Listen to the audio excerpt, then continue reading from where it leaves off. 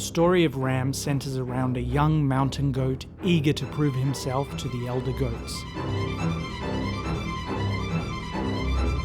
From the outset, I knew that I wanted two things to come out of this film: stylized emotive characters and an excuse to play around with some real-world physics.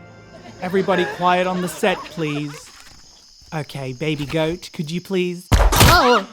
Pre-production for the film meant laying out the basic story beats, visualizing some key shots, and determining the look and feel of the picture. I found a free goat model on TurboSquid which I heavily modified, textured, and rigged. The one model was used as the base shape for all three goats.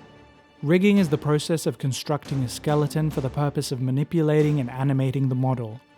Once rigged, the armature was tested. The rig had to run, ram, jump, fall, and of course, emote. What was it like playing the villain of the film? The next step was constructing the world for my goats to live in. A barren, mountainous terrain was the goal. This process involved laying down rocks and boulders as well as creating volumetric fog and lighting. Many long hours into the night were spent rearranging stones, shifting boulders, and adjusting the position of lights. Next came bringing the animals to life. Animation was a tedious and time-consuming task. However, there is something hugely gratifying about getting a 3D model to move and behave like a real animal. The one thing I think looks impressive but was a real killer to nail were the 3D physics simulations scattered throughout the film. The goats would interact with their environment, and I wanted the environment to react accordingly. From knocking over a rock, or toppling fixtures, to smashing through stone, and finally dropping a boulder.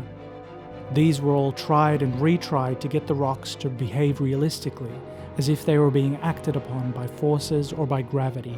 Rendering the animations meant breaking each shot into foreground, midground, and background in order to speed up render times.